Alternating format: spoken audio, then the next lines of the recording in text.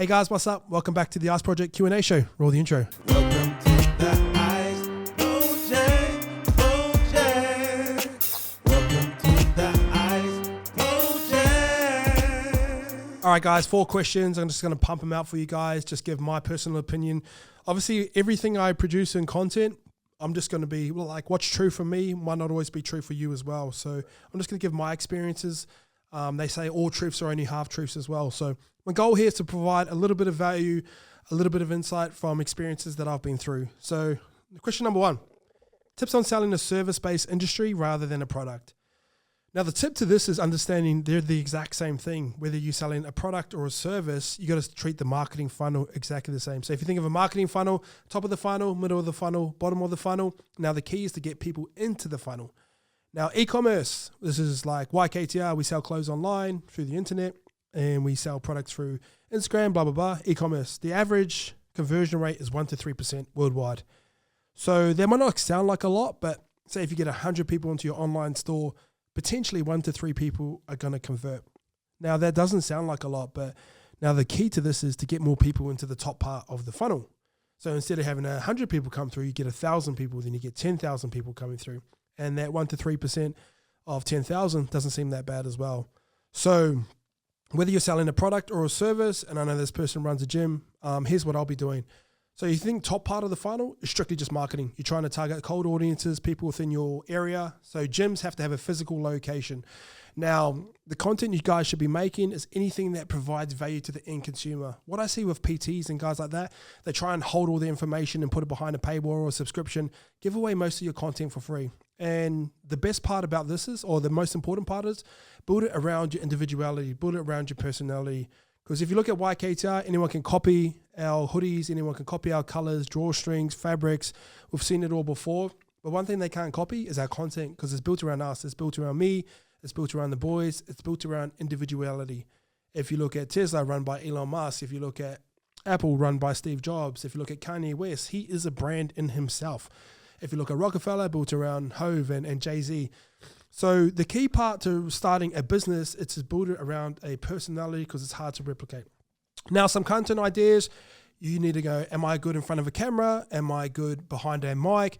Am I good written? And then you just start trying to provide as much free value as possible to your end consumer, or potentially end consumer.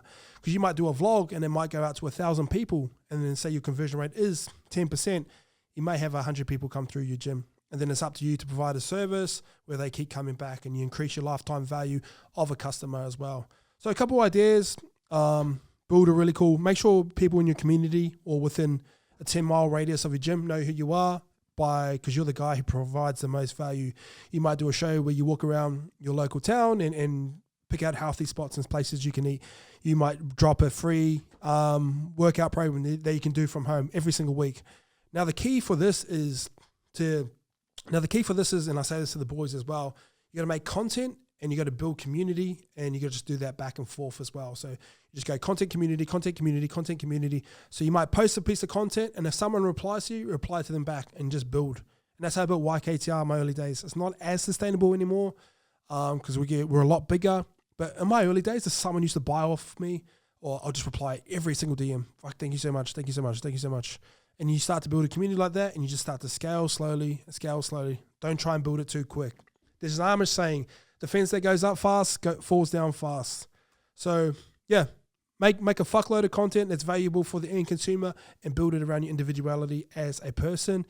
Rinse and repeat, content, community. Do that every single day and you'll build a pretty good business. Question number 2, what's the best way to approach a boss about a pay rise? The thing about Australia is it's so easy to get a job here compared to other parts of the world. And even if you don't have a job, you can get put on the dole and you get money from that as well. So if you look into a country like America, if you're homeless, you're homeless. You don't have any income coming through as well. There's a shortage of jobs. So when people are in jobs, they're more grateful for them as well. In Australia, we don't really have that. We have so many options here. You could get fired today and pick up a new job tomorrow or next week. It's pretty easy, and people don't really like to hear that, but that's the truth. So when there's an abundance of options, you feel like you deserve more. And the number one question you should ask yourself is, do I actually deserve a pay rise? That's the question. What's my value towards the company? Am I helping this company get better? Am I helping my boss save time? These are all different things. Am I a great person to be around every single day at work, or am I any results orientated as well? So for me, one of our key pillars in YKTR, and like we build it off like a sports narrative, is be a locker room guy. And what that means is like you're fun to be around, you're a pleasure to be around. You'd rather see the team succeed than yourself. So if you're doing great results, but you're not a locker room guy, for me within this business, you're not as valuable as you think you are. So I'm just going to give you a couple key things here. One, this is a mental model I always go through once a month. I'll look at each individual staff member and I'll be like, if that person left, would our business grow or would our business decline, or would we be exactly the same? So I go through these mental models sort of weekly or monthly and sort of ask, is this person replaceable? I'm replaceable as well. There's someone that could run YKTR 10 times better than me as well. So I understand that. And that's a bit of self-awareness. But I'm going to give you a couple quick tips. One, roll in with a position of strength. Don't go in vulnerable. Don't go in begging. Don't go in needy. For me, that just kind of feels like a little bit yuck. Two, show your value. Show them what you've done in the past and how you rock up every single day and why that's really important. But make sure it's from a position of strength. Three, don't blackmail or threaten. Sometimes as a boss and if there's a leader, sometimes we all have like a bit of an ego. If someone come up to me and goes, oh, if you don't pay me this, I'm off here because I want to get extra 10,000 more, I'll just go, yeah, sweet, see you later. Because I don't want those types of people who are going to blackmail within my organization as well. Maybe that's just me. But a key part is make sure you having key dates where you can address what your pay rise is. So say, for example, Scope. He's on full-time wage now. He does 3 podcasts a week. Pretty cool job. Didn't exist a couple years ago, but he's worked really hard. He's a great locker room guy. His content's really good. So in my mind, I was like, for me, he's irreplaceable at YKTR. You deserve to be on a full-time wage as well. Now, the next part is I built in a key date.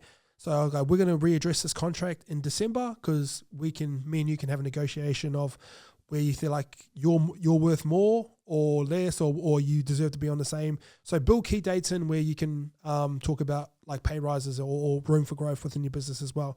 I know a lot of businesses won't do that. They'll enforce it. But for me personally, I want to see people underneath YKTR grow and make more money and live a better life as well. So ask for KPIs as well. Because if you keep smashing your KPIs, man, they've just got no choice for you to give you a pay rise as well. One thing YKTR lacks and within our staff is initiative.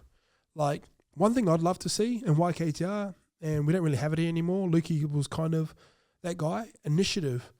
So not just doing what you're asked to do, but a bit more. And I know you're not getting paid for that at the start, but eventually you will. And that's really important.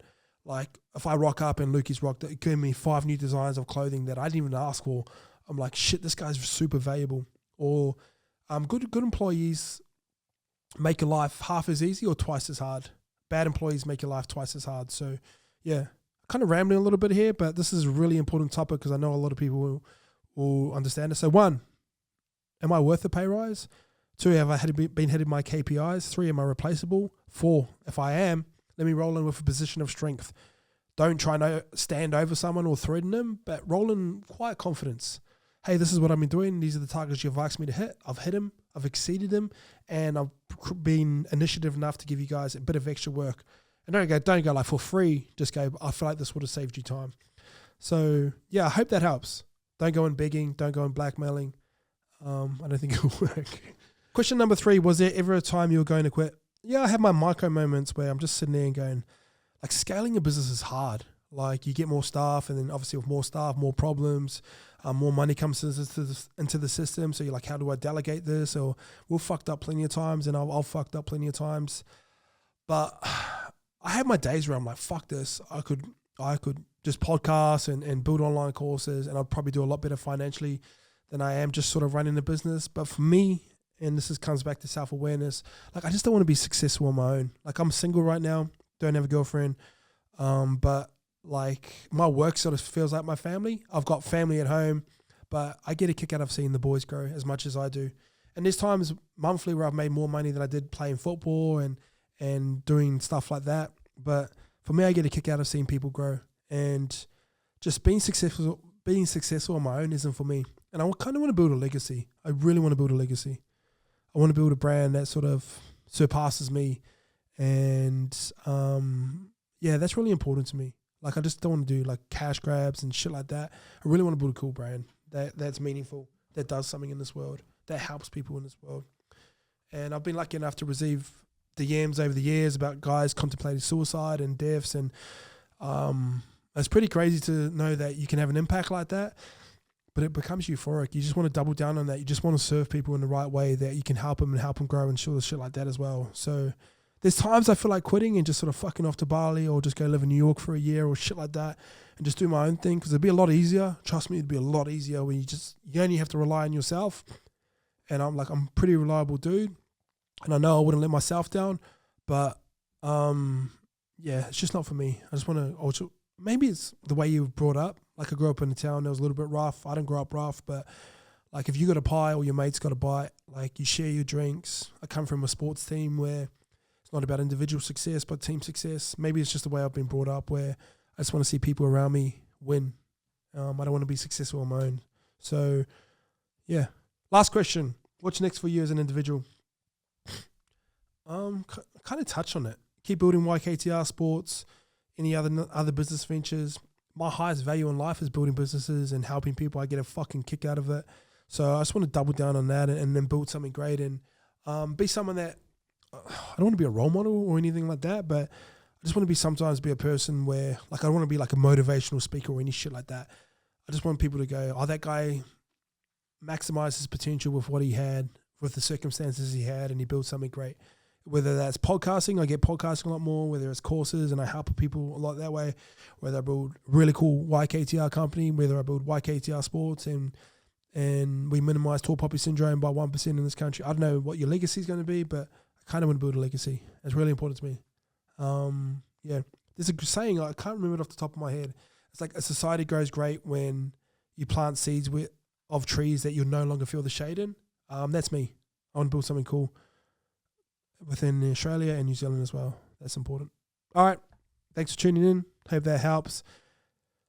Service-based business, marketing, content, community, build it around your individual brand. Best way to approach a boss for a pay rise, position of strength, show that you're irreplaceable, make sure you smash your KPIs and do some more and some. Was I ever going to quit?